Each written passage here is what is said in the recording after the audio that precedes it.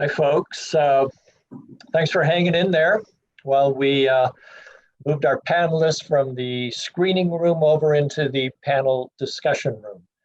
I'm Bruce Reichert, host of Outdoor Idaho, and before I introduce our panelists, I want to remind you that you can ask questions to the right of the screen here. We'll do our best to try to answer them. And now to the panelists. Emily Wakild is a professor at Boise State University. Among other classes, she teaches courses in environmental history, including animals in history, a class I wish that I could have taken. Mike McDonald is the Magic Valley Regional Wildlife Manager for the Idaho Department of Fish and Game. Thank you to both Emily and Mike for being here. We also have two colleagues of mine, Lauren Melink and Aaron Kunz. Now, this was the first time that Lauren and Aaron worked together on a show, and I have to say it was pretty mellow. Nobody threw anything, so I certainly appreciate that. I'm going to start with them, but first some terminology. Each show has a producer, the one who figures out whom to interview, who writes the show. I'd like to think of it as the person who shepherds the program through to the end. And in this case, that is Lauren. And then there's the editor of the show, often the person who shoots the video also. And the editor creates the look and the feel of the program, adds the video where it needs to be added, the music, makes the audio work. So the editor can significantly impact the look and feel of a program. And in this case, that would be Aaron. So a question for both of you. What were you hoping to accomplish with the show, and how well do you think you did? Lauren? Yeah, so what I really wanted to highlight is that those unique encounters between humans and wildlife. And I wanted our viewers to be able to see that from the perspective of the people actually having those encounters. So we get to, in the show, see people with moose in their backyards.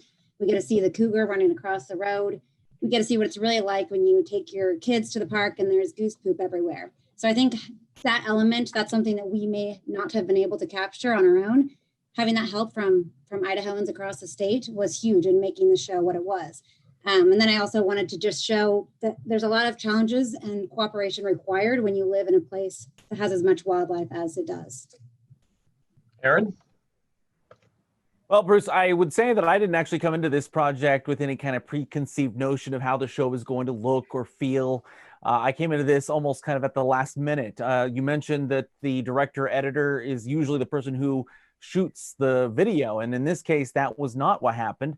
Lauren had worked with a couple of other videographers for Outdoor Idaho prior to this, and then as COVID-19 kind of took effect here, I was working on an Idaho experience that came to a grinding halt. And so I got pulled from Idaho experience back into Outdoor Idaho. I've worked on many Outdoor Idahos before. So I started working with Lauren and a lot of discussion about what the show is about and how she wants it to feel.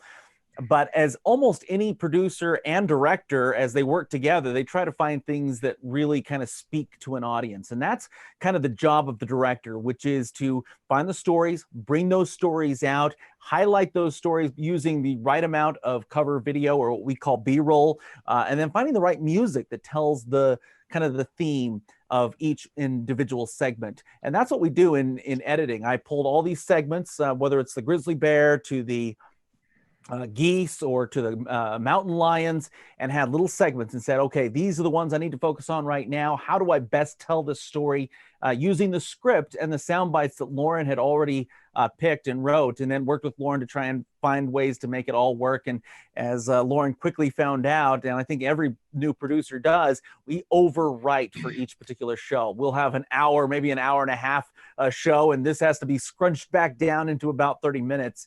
And then the other hard part for an editor is finding out and determining which video is going to have to be left on the cutting room floor. And that one was very hard in this case because we've had hundreds of people sending us their videos, their pictures for this program. And of course, we could only use the ones that really told the story right in this case. And in many cases, we didn't know what that story was going to be until the last month leading up to the airing this week.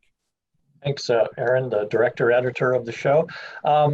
Several folks have asked, how the heck do you produce a TV show during a pandemic? And in some ways, this show worked pretty well in that respect, or did it, Lauren?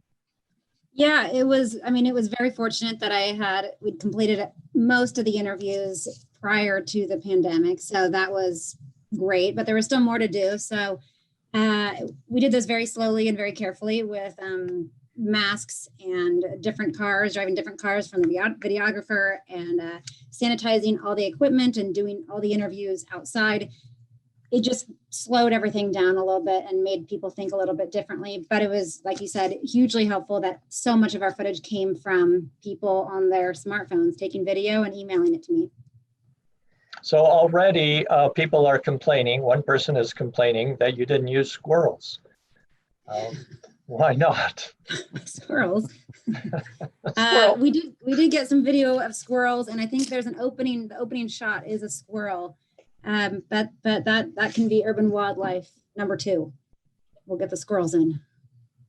Aaron, something to say before we move to Emily? Well, I would have to say that as we started to pick which animals were going to be in the show and which animals sadly weren't going to make it in the show, that was probably the hardest part, was saying which one had the stories that go with it, and not just throw them in there because we had the video.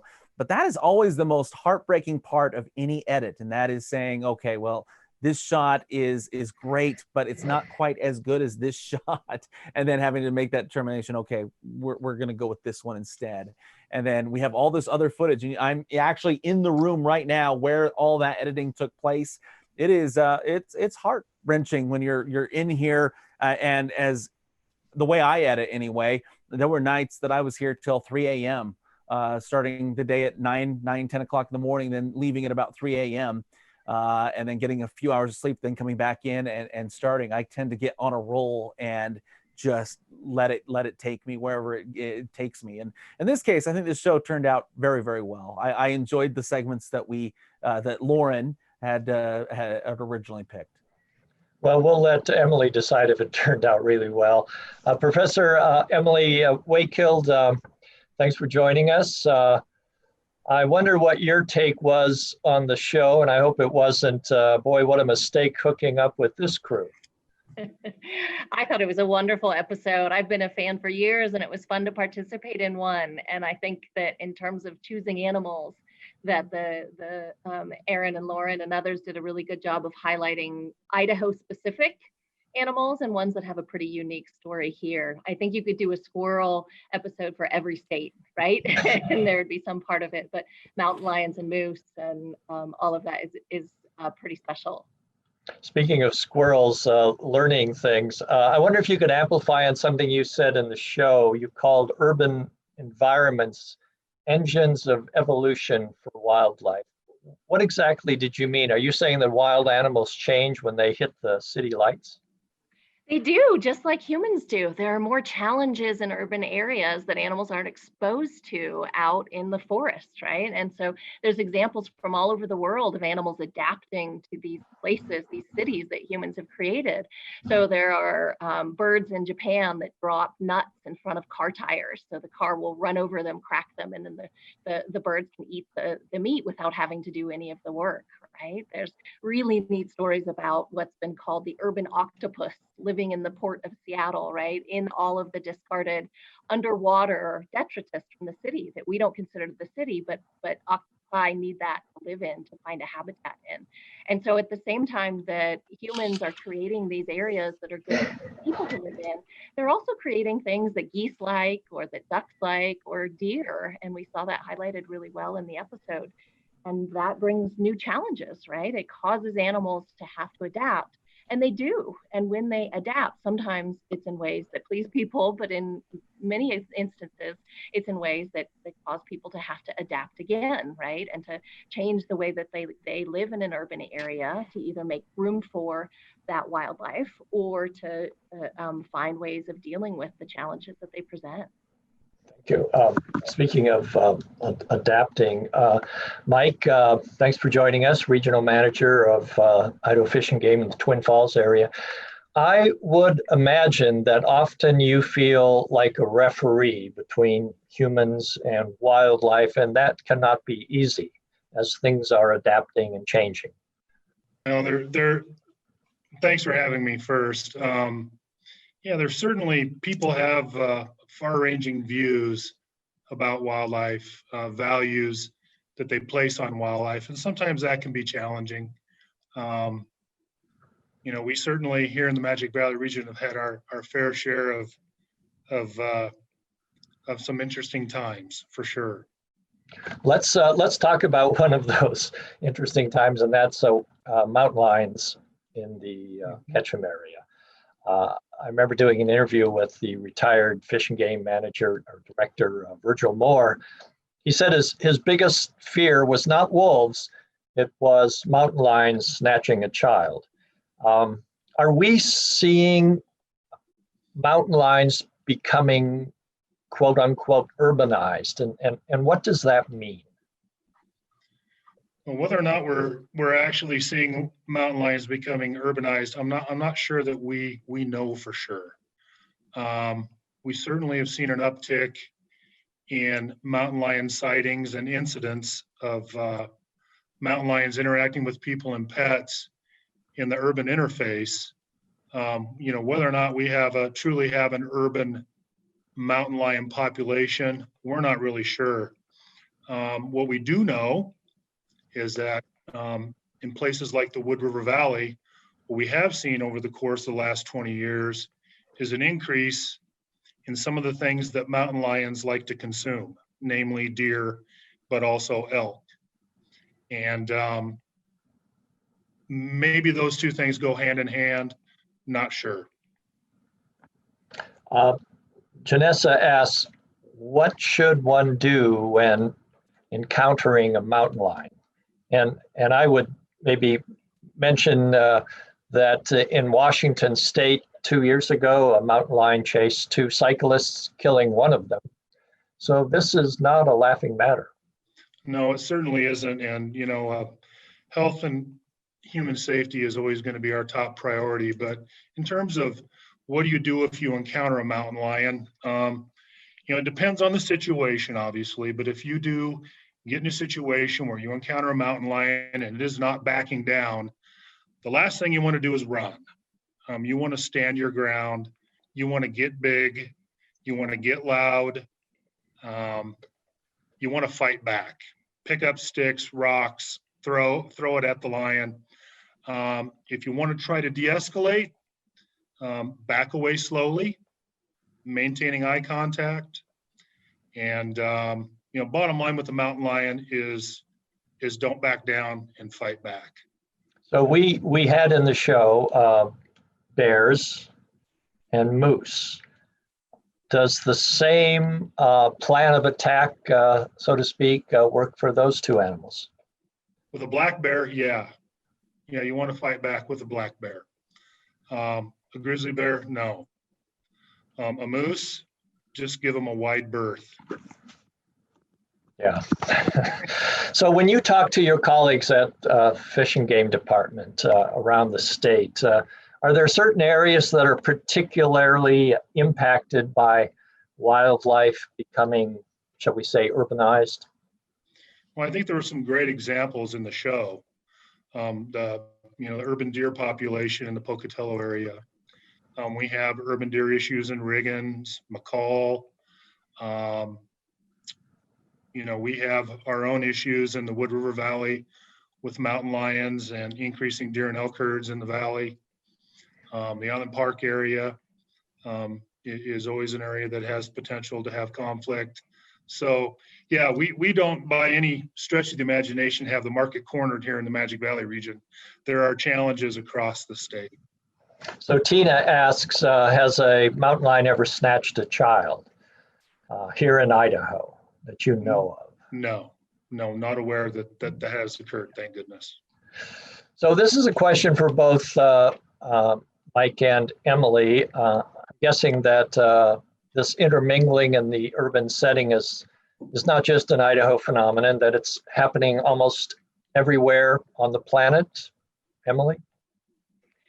Yeah, it is. It's an important reminder of our connection to other species in this world, right? And the different ways that those connections come with a reminder of what we don't know yet, and what it is about animals and how they behave, what they carry, what they're exposed to, and how they live differently, and how that comes in contact with us, because there are more people than ever sharing this world with other wild animals. And so the number of occurrences is just going to increase if there's more people. I mean, that's a big part of it. And there are things that we can do in an urban setting, right? There are things that you can do around your home to make your yard more suitable for wildlife or less suitable for wildlife, right? In ways to protect yourself or to provide habitat for some of those creatures. And those are important choices that people make. And they're also important places where planners and policymakers can implement corridors or regulations that are, especially for nocturnal animals, giving them space to do the things that they need to do. So things like beavers, for example. Good points. Mike, you want to add anything to that? No, I think that was a great response. Idaho is growing. We are a really fast growing state. And our challenge moving forward is going to be, how do we manage that growth? How do we, one of the things we really push for here in the Magic Valley is how do we make sure that our landscapes are permeable, yet don't create situations where animals want to reside within urban areas. The mountain lion, the moose, the deer, and the elk. So yeah, we have some challenges moving forward for sure. I'm curious what all of you think the coronavirus is doing to this issue, maybe directly affecting wildlife themselves, although I don't know if there's any proof of that, affecting how humans are reacting in their environment. I just wonder, going forward for the next couple of months or years that coronavirus is around, does it affect this issue? Mike? Yeah. Well, one of the things we've seen since the pandemic occurred is we've seen a real uptick in people getting outside, being outdoors, hunting, fishing, hiking, camping. Our license revenues are up across the board. That's a good thing, but it does at some level potentially increase the likelihood that we might have a negative encounter somewhere. Emily, you want to add to that? Yeah, I think Mike's answer is an excellent one. And I think if we broaden out the lens a little bit and think globally, there's a lot of reminders with COVID-19 and the coronavirus of just how intertwined and entangled many cultures have been with wild animals and trades in wild animals. And I do think I have a lot of students who have done some interesting research on this and have some neat ideas on ways that we might rethink the ways animals are transported or caged or sold, and the ways that humans come to know which animals are safe and which aren't, and what it means to be safe. I mean, diseases from animals are not new, but the way and the human population and the increased opportunities for that transmission have increased dramatically just in the 21st century. And I think that should give us pause, right? That should give us reason to think about some of these multiplying crises in biodiversity and wildlife trade that do affect humans in the end, even if humans aren't innately interested in some of these animals themselves. Aaron and Lauren, someone asked, do you have enough footage to do another show on urban wildlife?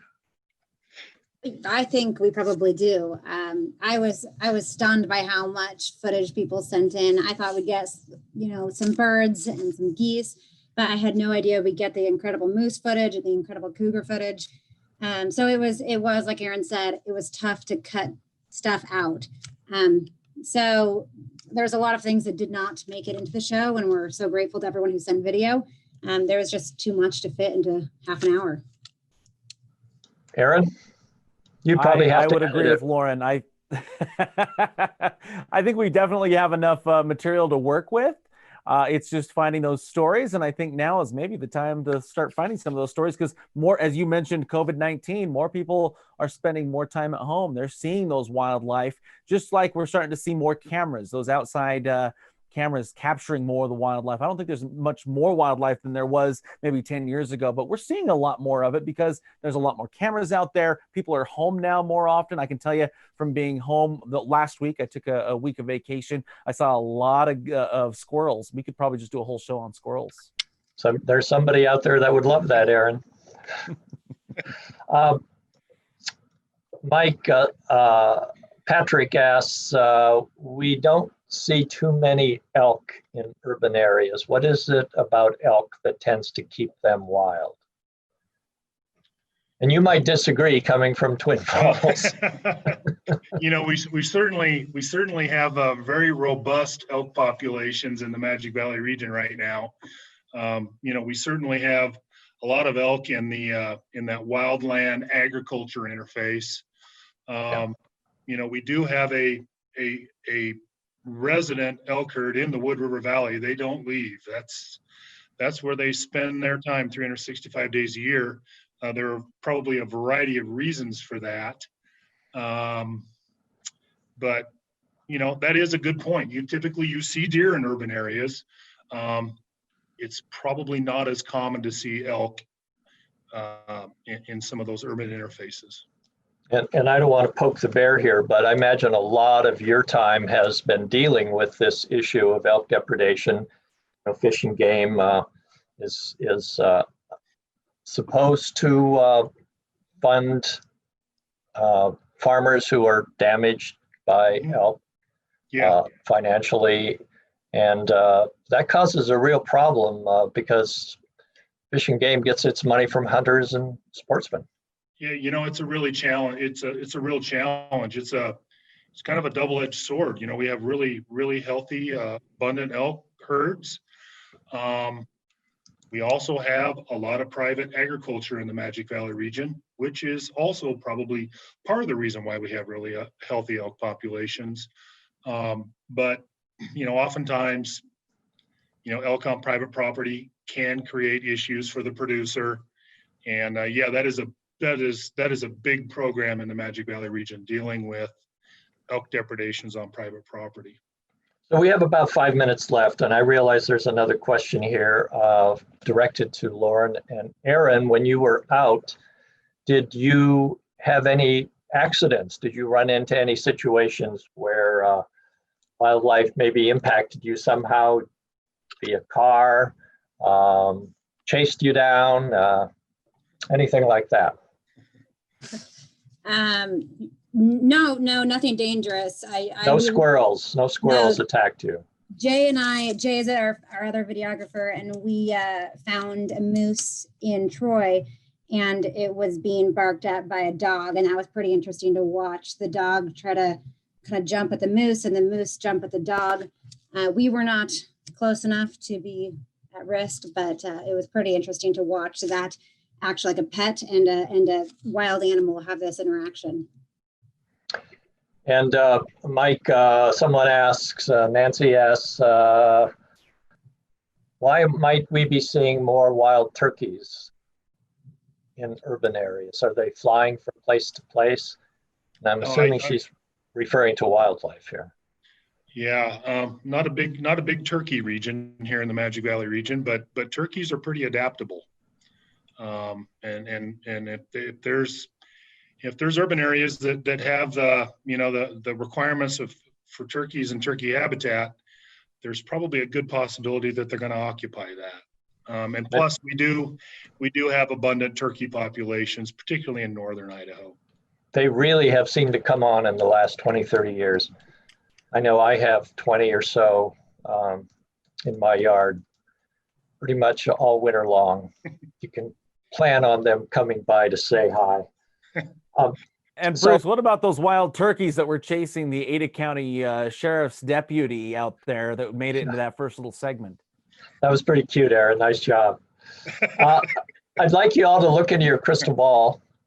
Is this one of the problems that will work itself out, or will things just get more and more complicated as we humans gobble up areas that only recently were wildlife habitat.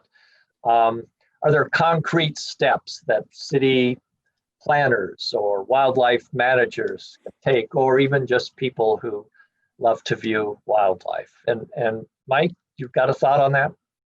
Well, I think it goes back to one of your earlier questions. For us, it's about how do we manage Idaho's growing population? How do we manage growth and development moving forward?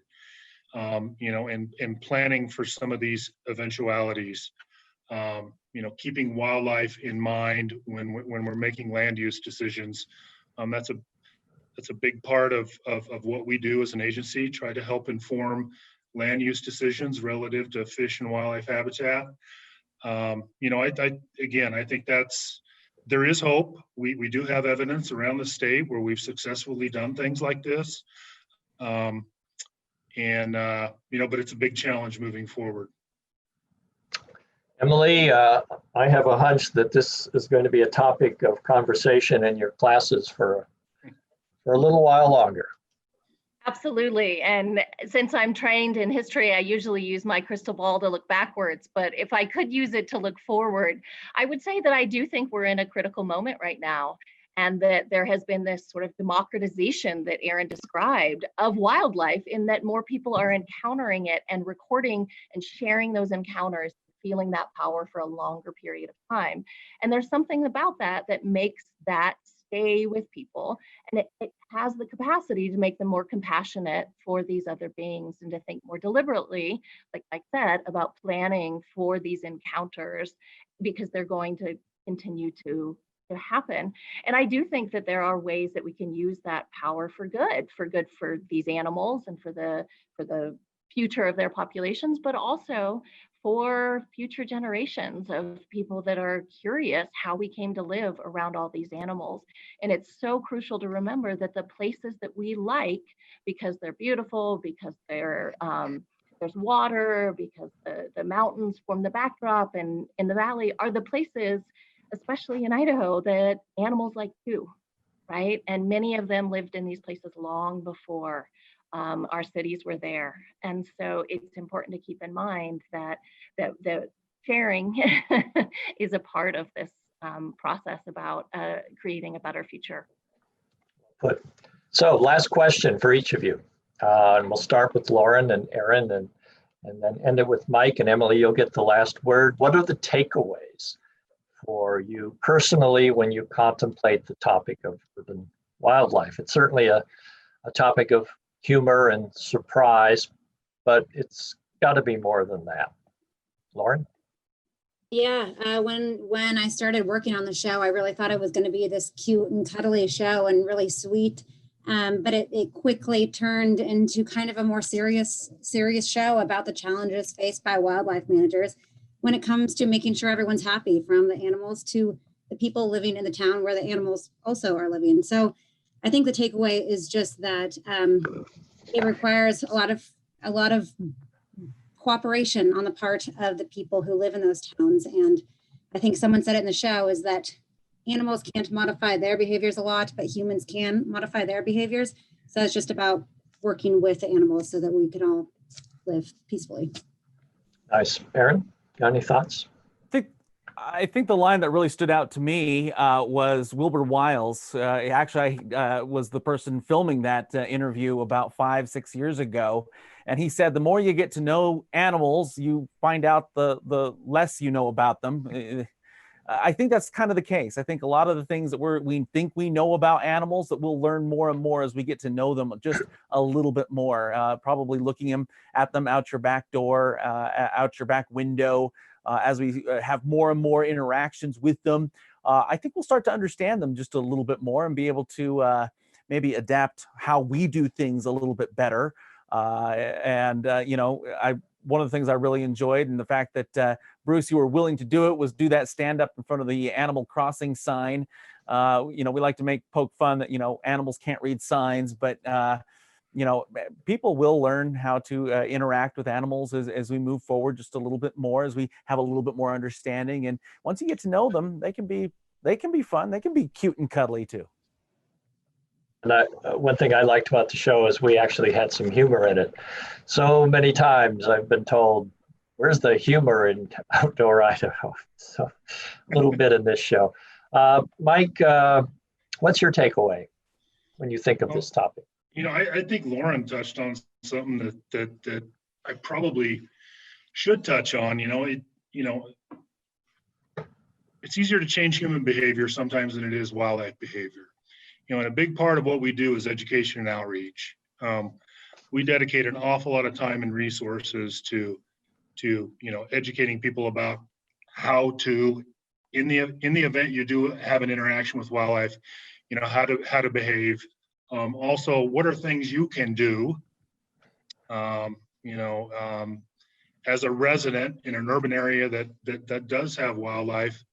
What are some things you can do to minimize the potential for negative interactions? So, for us, education and outreach is always going to be kind of front and center, trying to get the message out, be proactive. And, to date, we've had some really positive outcomes, and we're working on some things moving forward that I think are going to bear some fruit. Good. Emily, you get the last word. Thank you so much. Yeah, I think this show nicely captures how appealing animals are to humans, probably because we are animals, right? But they're cute, they're cuddly, they're funny, they're scary, they're exciting, they're wonderful, they're mysterious, right? They're all of these things, and that innate appeal of animals makes people curious about them. And in that curiosity, like Mike said, is an opportunity for education.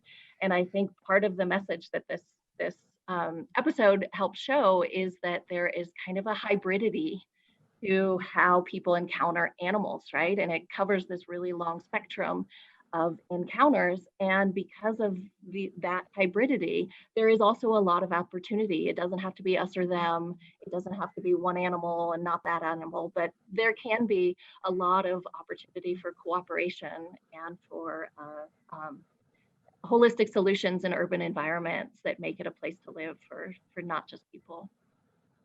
Thank you. So I want to thank all of our panelists, Emily, Mike, Lauren, Aaron. Urban Wildlife will air this Thursday at 8 p.m. So tell your friends and family. And immediately following our Outdoor Idaho show this Thursday will be a half-hour show, a new Idaho experience show called Through Youthful Eyes. It's about World War II through the eyes of a group of Idaho State University students who actually wrote a book on the subject for one of their class assignments. The documentary is by our colleague Forrest Berger. It's really quite good. I saw it the other day. I think you'll enjoy the young women students featured in Dr. Alex Bollinger's class. So that's at 8:30. So our development team actually really organized this event, and they wanted me to put in a good word for helping Idaho Public Television continue with shows like Outdoor Idaho and Idaho Experience, Dialogue, Idaho Reports, Science Trek. I imagine that we're going to be doing some of this again for some of our other Outdoor Idaho shows. This October, we're doing a show on barns, and then an hour show on people who like to climb 12,000-foot peaks. Talk about a unique subset of Idahoans. Next month, we're going to be doing one of these in August 11th, for a preview, of an Idaho Experience program called Ahead of Her Time about women's suffrage. I think you'll enjoy that one also. Again, thank you for joining us this evening. Please stay safe and appreciate it. Thank you.